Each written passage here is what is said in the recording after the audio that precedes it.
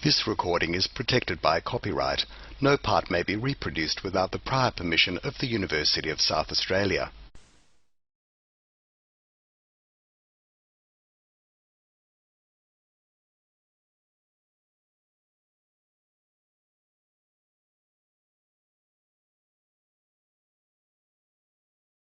The second paper in this session is from Dr. Betty McGill. She is a research associate for an Australian Research Council Discovery project titled Negotiating a Space Within the Nation, the Case of Ngarrindjeri. Her research draws on theories concerned with agency, feminism, post-structuralism, ethics of care, and border and reconciliation pedagogies. In 2010, Betty won a Flinders University Excellence in Teaching Award, and in 2012, a National Citation for Outstanding Contributions to University Student Learning. We're lucky to have her here today as well. And her paper is entitled An Overview of the History and Regional Conditions of Aboriginal Community Education Officers in South Australia. Thanks, Betty. Thank you. I acknowledge I stand on Kaurna country. My research emerged from my PhD. Initially, I was a teacher on the APY lands at an Aboriginal school called Armata, and I worked alongside Unanul education workers or Aboriginal education workers, and it was an interesting position because I'd been trained as a teacher, as a non-Indigenous teacher. I went out to the APY lands and asked students to come and sit down and listen. I constructed myself in this teacherly manner and realised that no one could understand what I was saying. So I went through a process of what is constituted or described as being broken in. It wasn't until I acknowledged and realised how important Aboriginal education workers were and intrinsic to learning outcomes in schools was part of my journey and part of being broken in. So that meant that I had to shift in the way in which I understood knowledge should be presented, the way in which I assumed teaching should be taught, and I went through a process of working together, collaborating, and a journey about how to engage students that didn't necessarily fit into mainstream ways of teaching. Part of that journey also included understanding how I was located. So as a teacher, what did that mean coming as a non-Indigenous woman into a remote community, and how did that shape my understanding and my worldview? And that was really informed by cups of tea, painting sessions at my place after teaching, where the Aboriginal education workers would come to my house, all the kids would come, so it was always a full house. And by the time of my completion of teaching, I was invited by the AEWs to write a story about their position and what it meant to get recognition. So part of that story was about the journey towards recognition of Aboriginal education workers. And so I took that on seriously, and that was really the beginning of my journey in terms of teaching. And I moved from this idea of asking questions and locating things structured simply through the notion of racism. So I'd assumed that my questions began when I started interviewing AEWs across the state. You were experiencing racism. So my questioning as a novice oral historian, I suppose, was asking these loaded questions. So throughout my journey writing my PhD, that also shifted, because the story that came out was really about AEW's desire to work in the schools to support their kids and what that meant, and part of that also included recognition. So I just wanted to outline that part of my journey was to really shift the way in which I ask questions, and that changed my thesis to understand that Aboriginal ethics of care, in terms of an extended family model of care, is a teaching pedagogy, and the way in which AEWs operate in schools mobilise that teaching pedagogy. So part of this work that I do now is really to raise awareness about AEWs who continue to be ignored in the literature. So primarily AEWs are employed as academic support staff in schools. They work with students in what is South Australia described as Nunga room, which is a room outside of the classroom.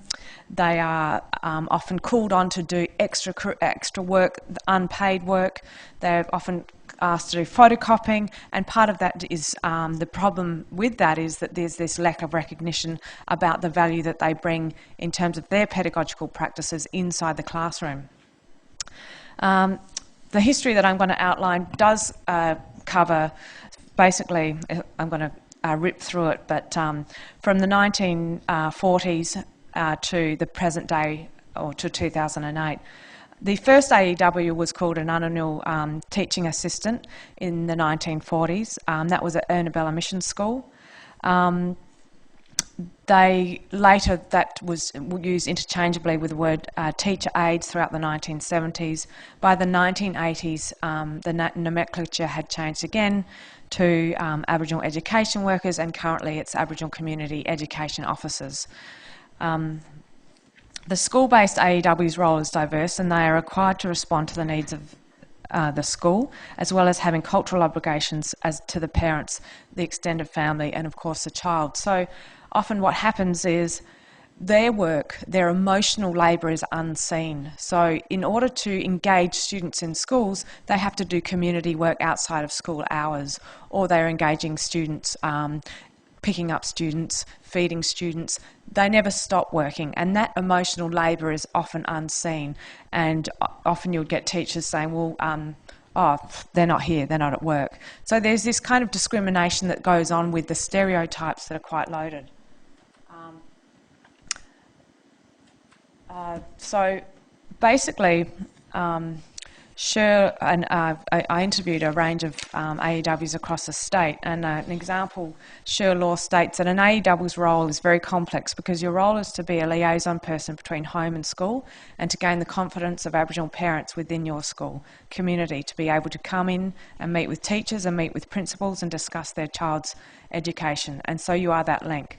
So AEWs become a critical link in terms of Indigenous student engagement in schooling, and their work, like I said, is often unseen.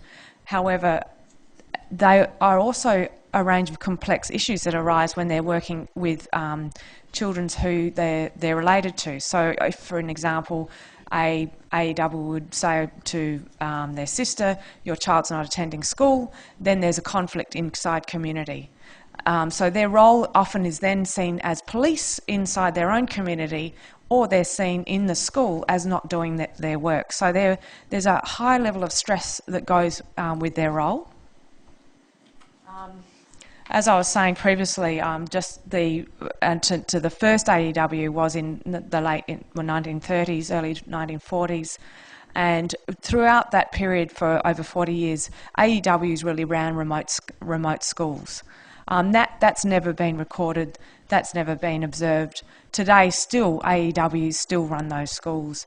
They are elders, they have language acquisition, they are the ones that are able to draw on their expertise as community members and elders to draw students into schooling. So by mobilising and engaging AEWs as an equal partner inside the schooling, we never had truancy issues. So the stereotype around Indigenous students being truant was contravened by the fact that the AEWs that we worked with, and we worked in the whole community approach, meant that there were no truants. In fact, we had students that came into our class that we had to say, no, you're not in this class, you've got to go to that class, but they would keep returning. So we had aunties coming into the classroom, and it was a highly productive setting, and learning occurred, daily. And often we would not necessarily sit inside the classroom.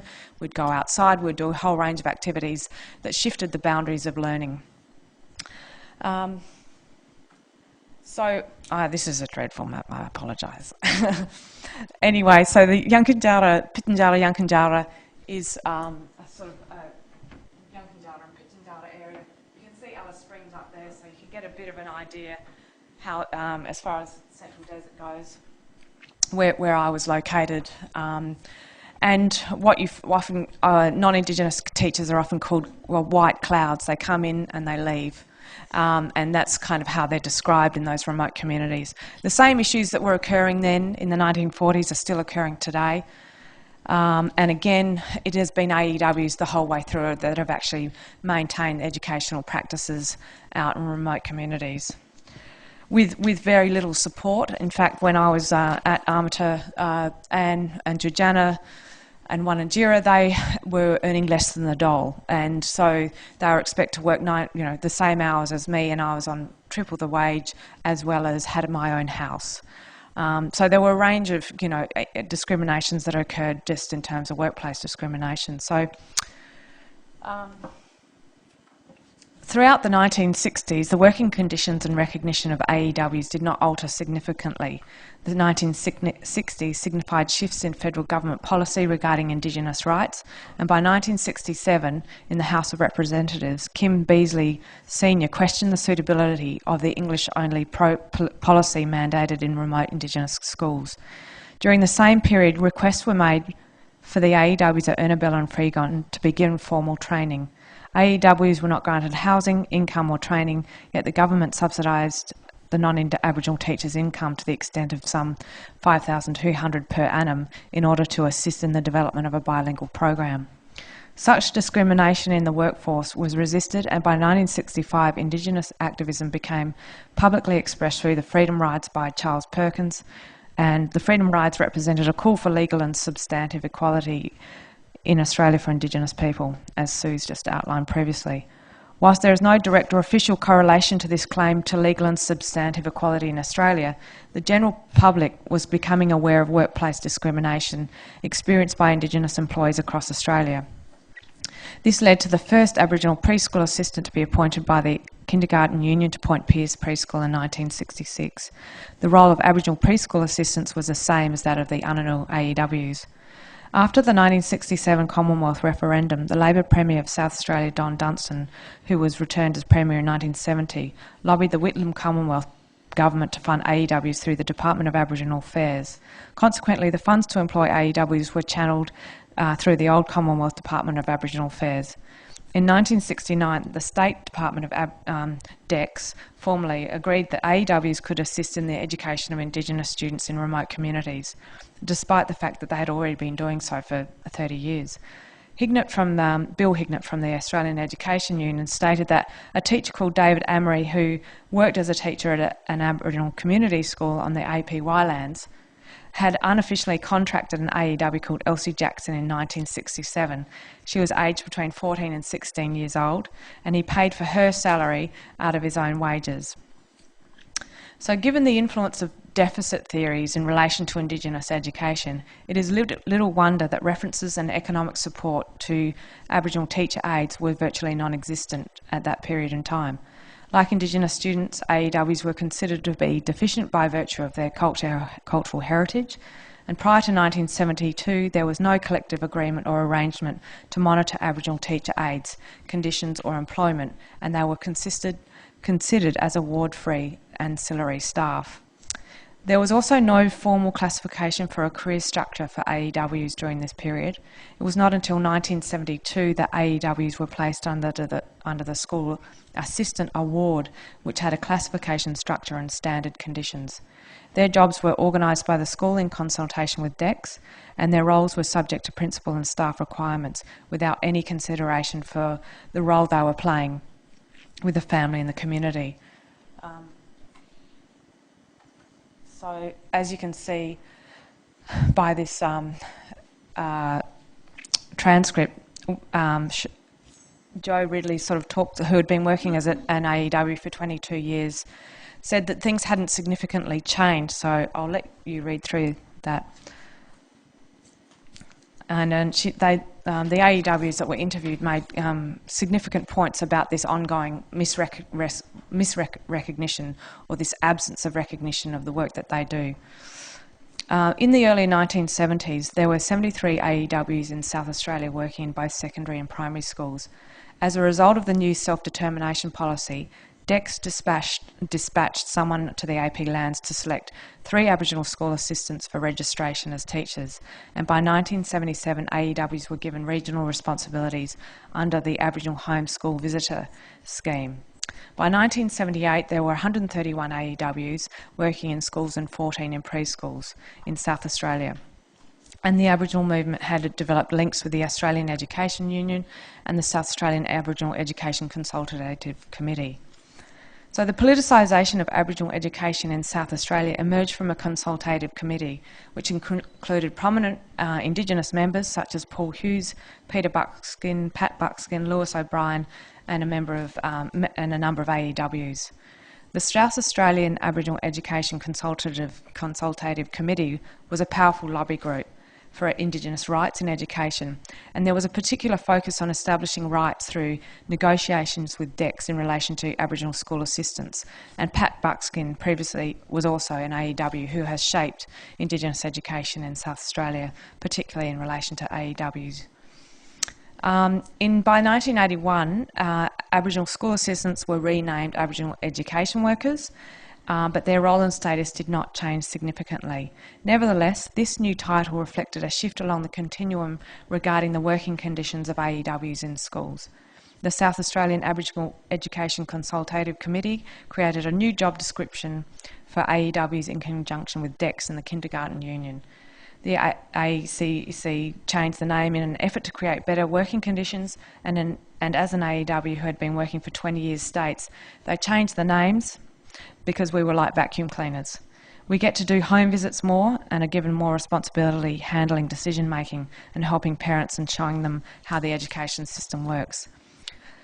After 1981, the roles of AEWs were more clearly defined, but remained under the School Assistant Award classification structure. In 1982, the Australian Education Union and the South Australian Aboriginal Education Consultative Committee met with AEWs across the state to discuss and develop a new award and classification structure. It wasn't until March 1987 that an industrial agreement was established to define new wages and conditions for AEWs. This new classification structure was then registered in the South Australian Industrial Commission. The Australian Education Union wanted at least 6,000 AEWs employed across Australia by 2001, but only 1,500 were employed. And currently, as you were saying, AEWs are now being axed out of schools due to the shift in government. So this cycle continues depending on who's in power. AEWs employed and then soon become unemployed, depending on who values support work inside schooling. There's one example, a very clear example of AEW agency and the way in which AEWs have resisted being manipulated inside the system is at Camp Coorong. So Camp Coorong is a race relations and cultural education centre. It was established in 1987 by several AEWs, particularly Uncle George Trevorrow. His work was pivotal in in addressing Indigenous student needs and designing a place that was able to generate Ngarrindjeri voice, to engage Ngarrindjeri employees, and also to develop cultural knowledge and understanding around Ngarrindjeri cultural history. So it was a shift from AEWs working inside schooling to creating their own space that supported Ngarrindjeri intellectual property and agency. And I think that it's still going today. It now provides a place for students to come from all around the country to come and work with AEWs and to listen to stories, to learn weaving by Auntie Ellen Trevorrow, and to hear stories and the practice of some Ngarrindjeri cultural practices and pedagogical practices. So the shift that AEWs made in this context down near Meningie was to create their own space to transform and create new pedagogical practices, and that was for both Indigenous and non-Indigenous students. I know that we've got to move on to the next phase, or the final phase, which is basically in the 1980s, after AEWs were named, Pat Buckskin, Bill Hignett and Pat Fowles developed the Arakawicha projects towards a new way. That was done in stages from stage 1 to stage 5, and their work became critical in terms of developing a database about AEWs, engaging the university in terms of students having a better understanding about AEWs. However, unfortunately today there's very few places where knowledge around AEWs is taught. And I think that for those students going through an education degree should have at least some basic knowledge around Aboriginal education workers, because what happens is they continue to be marginalised in the school space. So despite efforts towards training and development and the Arakaritcha projects that occurred during the 1980s, racism still pervaded. And as Sherlaw says, I think that one of the things I find difficult with the roles of the AEWs in schools is over the time, within the job and person spec, we only have 5 or 6, and they are very clear and specific about your role is in the school.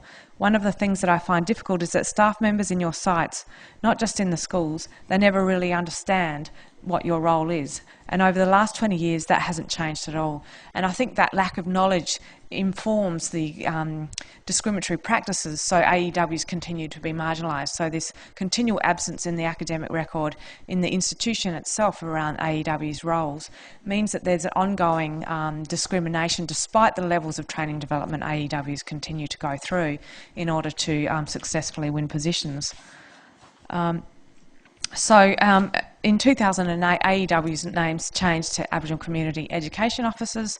However, their roles did not significantly change. So over the last 50 years, AEW or ACEOs, AEWs are continuing to do work for teachers such as photocopying rather than a lot of the pedagogical work that they are employed to do. So there's these slippages that occur, and recognition and understanding of the way in which AEWs actually engage and develop agency, I think, has been ignored in the literature. So I'll just leave it at that because I'll just...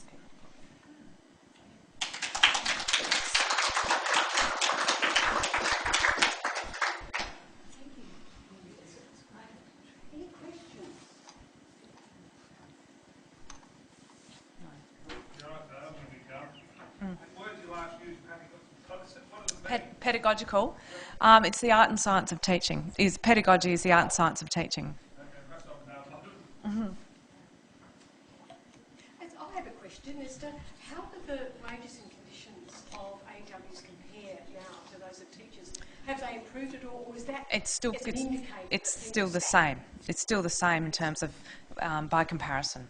Yeah, right. So it's still significantly less. Yeah, significantly less. And so you've got non-Indigenous teachers that are student staff officers that have given pathways to become teachers or different opportunities that ACEOs don't get still.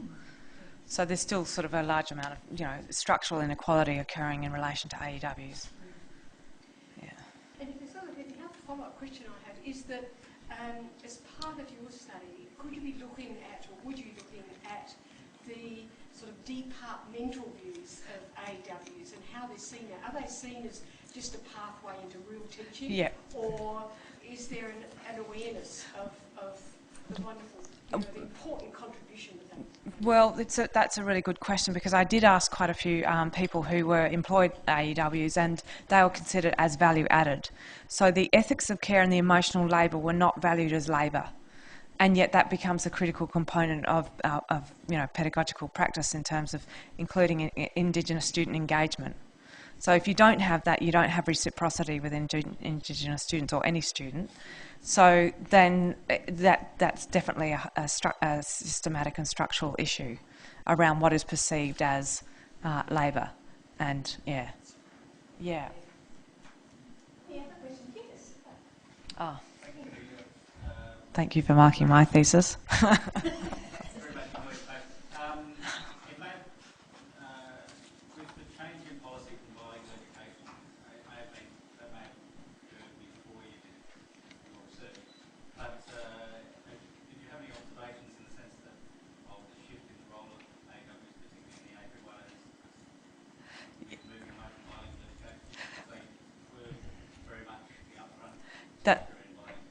That's right, and you did make that point when you marked my thesis. So, and it was a sort of, I had to limit my scope, but they were critical to bilingual education. And again, they continue to experience the same misrecognition for the work that they did. So it was normalised that they could speak language and communicate, but that language, that capacity wasn't valued as an employment capacity. And so they played a critical role but weren't valued for that either, because they were often women and often without a qualification as a teacher. So that combination meant that nothing really significantly changed for them, apart from they then lost more jobs, really, as a result.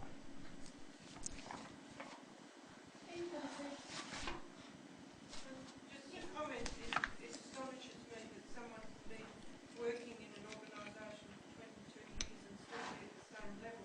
Yeah. What is the explanation for why these people were not given in-service training and pushed through their degree? What's the explanation?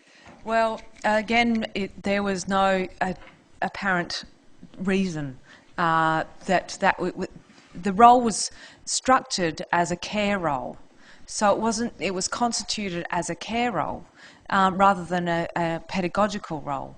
And because it combined those two aspects, it was never given voice, and they were constantly constructed as value added. So it was only ever going to be seen as something that wasn't of value, and there's such an absence or dearth in the literature around their role that institutionally they often went under the radar, and it still happens today. So they were in the same category as the ladies that helped in the canteen? Basically. Right, so has that changed? Only marginally, and the way, so part of my role was to support Anne in going to level 2, but she needed to know the 7 key competencies and education policy written in English, even though she was bilingual, but not necessarily fully bilingual in terms of literacy. So she had to go through these exams that weren't appropriate for the space in a remote community school. So what you're saying is these people would need adult basic education themselves? In certain spaces, yeah. So we work in a child parent centre. But there are many AEWs with degrees working in schools now that are highly literate in different spaces that did finish year 12 and got high grades, etc. So it's very context based. So it depends on the context and the situation, the location. But particularly the AEWs on the remote communities suffer from that discrimination more than in the state-based other areas. Yeah. Thank you very much.